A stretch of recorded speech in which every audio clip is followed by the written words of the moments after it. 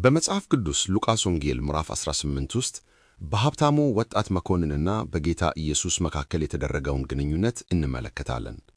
ይህ ታሪክ እጅግ አስገራሚ፣ አስፈላጊና በጥልቀት የሚያስተምር ነው። ለዚህ ትምህርት ርዕስ ልንሰጥ ብንፈልግ የዘላለም ሕይወትን እንዴት ማግኘት ይቻላል ወይም የመዳን አለመቻልነት ብለን ልንጠራው እንችላለን። ሁለቱም ርዕሶች ከታሪኩ ጋር በጣም ይስማማሉ። ለመግቢያ ያህል በዘመናችን በብዙ የወንጌላውያን ቤተክርስቲያናት ውስጥ የተስፋፋውን አንድ አስተሳሰብ እንመልከት። ይህ አስተሳሰብ እንዲህ ይላል: ትክክለኛውን አካሄድ ካዘጋጀን፣ ትክክለኛውን ስልት እና ዘዴ ካቀናበርን፣ ሰዎችን ወደ መዳን፣ ወደ እግዚአብሔር መንግሥት እና ወደ ዘላለም ሕይወት መምራት ቀላል ነው። ማለትም የሰዎችን ፍላጎትና ስሜት በደንብ ማወቅ፣ ስሜታቸውን የሚነኩ ነጥቦችን ሆት በተንስን መለየት ከቻልን ብዙ ሰዎችን ወንጌልን እንዲቀበሉ ማድረግ እንችላለን ተብሎ ይታመናል። ስለዚህም ሰዎችን ወንጌልን እንዲቀበሉ ለማድረግ የውስጣቸውን ፍላጎት፣ ምኞታቸውንና ናፍቆታቸውን መረዳት አስፈላጊ ነው ተብሎ ይታሰባል። ከዚያም በዚያ አቅጣጫ መጓዝ። በስብከት ውስጥም የሚሰማችሁ ጉድለት ሁሉ ይሞላል፣ አለመርካታችሁ ወደ እርካታ ይለወጣል፣ ያልተሳኩ ሕልሞቻችሁ ይሳካሉ፣ ውድቀታችሁም ወደ ስኬት ይለወጣል የሚል የተስፋ መልእክት ይካተታል። በዚህ ላይ ደግሞ የባንድ ሙዚቃና ዘመናዊ ዜማዎች ይጨመራሉ። ነገሩ ሁሉ የዓለም አካል እንደሆነና ትልቅ ለውጥ እንደማይጠይቅ ይቀርባል። በዚህ መንገድ ሰዎች ለወንጌል ምላሽ እንዲሰጡ ማድረግ ቀላል ይሆናል ተብሎ ይታሰባል። ከዚያም ትኩረቱ በእግዚአብሔር ፍቅር ላይ ብቻ ይደረጋል። ሰዎች ይህን ፍቅር ሳይቀበሉ ሲቀሩ እግዚአብሔር እንዴት እንደሚበሳጭና ወደ እርሱ ባይመጡ ምን ያህል እንደሚያዝን ይነገራቸዋል። እንዲሁም ስላሳዘኑ ትንሽ የጥፋተኝነት ስሜት እንዲሰማቸው ይደረጋል። ይህን ሁሉ አንድ ላይ በመቀላቀል ሲቀርብ በመቶዎች ካልሆነም በሺዎች የሚቆጠሩ ሰዎች ወደ ጉባኤ መጨመር ይቻላል ተብሎ ይታመናል። ከዚህ ጋር ድባቡ ዘና ያለ፣ የማያስፈራና አስደሳች ይሆናል። መልእክቱም በብዙ ተረቶች የታጀበና ቀላል ይደረጋል። ስንመጣ እጅግ የሚያስደንቅና የሚያነጋግር ነገር እናገኛለን። ጌታ ኢየሱስ ቀድሞ የገለጽናቸውን ዘመናዊ መንገዶች አንዱንም አይመርጥም። ሰውን ለመሳብ የሚያገለግሉ ዘዴዎችን አይጠቀምም። በተቃራኒው ግን እዚህ የምናገኘው ነገር ከዚያ ከተስፋፋው አስተሳሰብ ጋር ፍጹም የሚቃረን ነው። መልእክቱ ይቀልጥ ዘንድ አይቀነስም፣ እውነቱም ይስተካከል ዘንድ አይለወጥም። ታሪኩ እንዴት እንደሚጀምር እንስማ። አንድ መኮንን ቸር መምህር ሆይ የዘላለምን ሕይወት እንድወርስ ምን ላድርግ ብሎ ጠየቀው። ይህ ሰው በዘመናችን መመዘኛ ሁሉ ሲመዘን ፍጹም መዳንን ፈላጊ ተብሎ የሚጣራ ነው። መኮንን ነው፣ የተከበረ እና በማኅበረሰቡ ውስጥ ተጽዕኖ ያለው። ወጣት ነው፣ ወደፊቱ ተስፋ የተጣለበት። ባለጸጋ ነው፣ የተደላደለ እና በሕይወት የተሳካለት። ሃይማኖታዊ ነው፣ ስነ ምግባሩ የተጠናከረና ራሱን የሚገዛ። እንዲሁም በጭንነትና በትሕትና የተሞላ መንፈስ ይዞ ወደ ኢየሱስ ቀርቧል። ከሰው አንጻር ሲታይ ጥያቄው ትክክል ነው፣ ዓላማውም ከፍ ያለ ነው። የዘላለምን ሕይወት እንድወርስ ምን ላድርግ?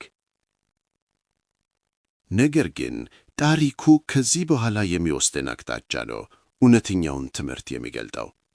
ይህ ሰው ተጠራጣሪ አይደለም። በግብረ ገብነት የተበላሸ ሕይወት ያለው ሰውም አይደለም። ከእግዚአብሔር የሚሸሽ ሃይማኖትን የሚንቅ ሰው አይመስልም።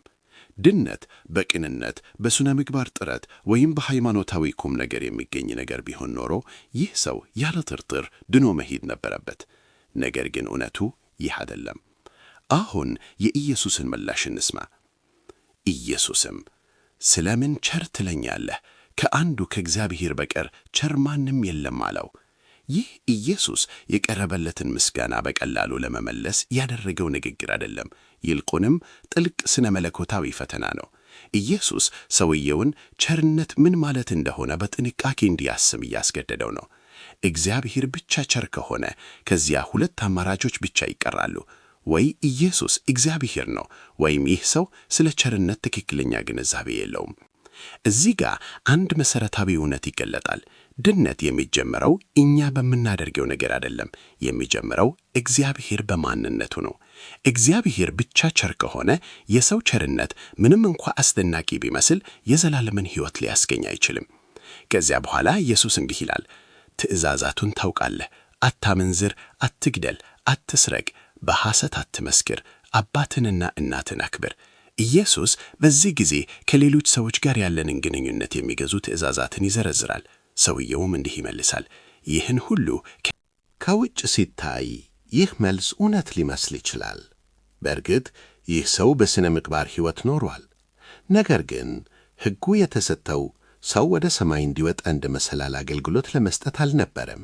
ይልቁንም ከእግዚአብሔር ቅድስና አንጻር ምን ያህል ጉድለት እንዳለብን የሚያሳይ መስተዋት ነበር። የዚህ ሰው ዋና ችግር እዚህ ነው። ሕጉን እንደ ኃጢአት መግለጫ ሳይመለከት እንደ ብቁነት ማረጋገጫ አድርጎ ተመልክቶታል። ይህም ወደ ድነት የሚመጣውን ታላቅ እንቅፋት ያሳያል። ሕይወትን በጥረቴ አግኝቻለሁ ብለህ ካመንክ ጸጋን መቀበል አትችልም። አሁን ግን ኢየሱስ ቀጥሎ የሚናገረውን በጥንቃቄ እንስማ። አንዲት ገና ቀርተሃለች። ያለህን ሁሉ ሽጠህ ለድሆች ስጥ፣ በሰማይም መዝገብ ታገኛለህ፣ መጥተህም ተከተለኝ። ይህ ለሁሉም ሰው የተሰጠ የድነት ትእዛዝ አይደለም፣ የልብን እውነተኛ ሁኔታ የሚያጋልጥ ጥሪ ነው። ኢየሱስ የሰውየውን ታማኝነት የተመራበትን ነገር በቀጥታ አመለከተ። ሀብቱ የእርሱ ዋስትና፣ የክብር ምንጭ፣ የቁጥጥር መሣሪያና የደህንነት መደገፊያ ነበር፣ ከእግዚአብሔር ውጭ የታመነባቸው ነገሮች ሁሉ። ስለዚህ ኢየሱስ የሥነ ምግባር ማሻሻልን አይጠይቅም፣ የጌትነት ለውጥን፣ ማን በሕይወትህ ላይ ጌታ እንደሆነ እየጠየቀ ነው። ምላሹም እንዲህ ይሆናል። እርሱ ግን ይህን ሰምቶ እጅግ ባለጸጋ ነበርና እጅግ አዘነ። አልተከራከረም፣ አላፌዘም፣ አልተቆጣም። ነገር ግን እያዘነ ሄደ። የዘላለምን ሕይወት ይፈልጋል፣ ግን በዚያ ዋጋ አይፈልገውም። ከዚያ በኋላ ኢየሱስ ከሰውየው ወደ ሕዝቡ ዞር አለ።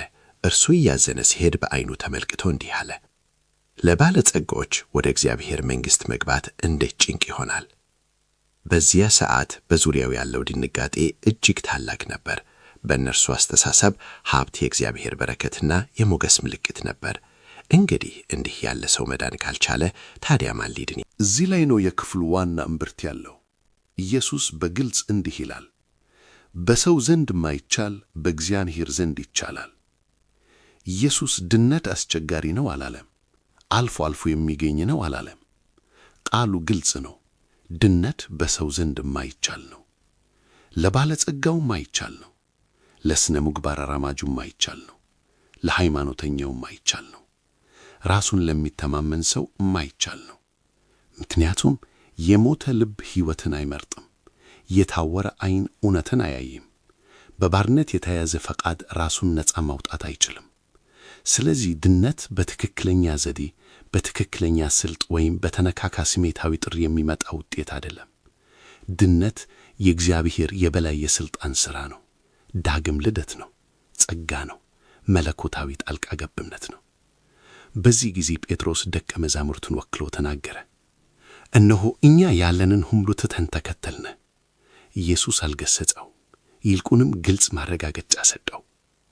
እውነት እላችኋለሁ ስለ እግዚአብሔር መንግሥት ቤትን፣ ወላጆችን፣ ወንድሞችን፣ ሚስትን ወይም ልጆችን የተወ በዚህ ዘመን ብዙ እጥፍ በሚመጣውም ዓለም የዘላለምን ሕይወት የማይቀበል ማንም የለም።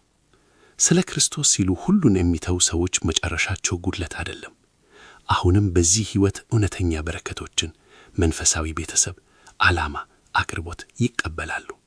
ያ ባለጸጋ መኮንን በራስ ጥረት ላይ የተመሠረተ ድነት እንዴት ከንቱ እንደሆነ አሳየን። ደቀ መዛሙርቱ ግን በጸጋ የሚመራ ራስን አሳልፎ መስጠት ምን እንደሆነ አሳዩን። ሉቃስ 18 ድነትን እንዴት ማስማማት እንደሚቻል የሚያስተምር ክፍል አይደለም። ድነት በሰው ሊሠራ እንደማይቻል የሚያውጅ ክፍል ነው። የሥነ ምግባር ጥረት ሊያድን አይችልም። የሃይማኖት ስኬት ሊያድን አይችልም። የስሜት ፍላጎት ሊያድን አይችልም። ሊያድን የሚችለው እግዚአብሔር ብቻ ነው። ይህም ታላቅ የምሥራች ዜና ነው። ምክንያቱም በሰው ዘንድ የማይቻለው በእግዚአብሔር ዘንድ ይቻላል። እርሱ ልብን ሲሰብር፣ ዐይንን ሲያበራ፣ ፈቃድን ሲለውጥና ኀጢአተኛውን ወደ ክርስቶስ ሲስብ። ስለዚህ ይህ ክፍል የሚጠይቀን ጥያቄ ድነት ቀላል ነው ወይ? አይደለም። ይልቁንም የዘላለምን ሕይወት መስጠት ለሚችለው ለአንዱ አምላክ ሁሉንም ነገር አሳልፈን ለመስጠት ፈቃደኞች ነን ወይ የሚለው ነው። ይህ ትምህርት ልባችሁን ከነካ ላይክ በማድረግ ያሳዩን። እንዲሁም እንደዚህ ያሉ ትምህርቶች እንዲቀጥሉ ቻናሉን ሰብስክራይብ አድርጉ።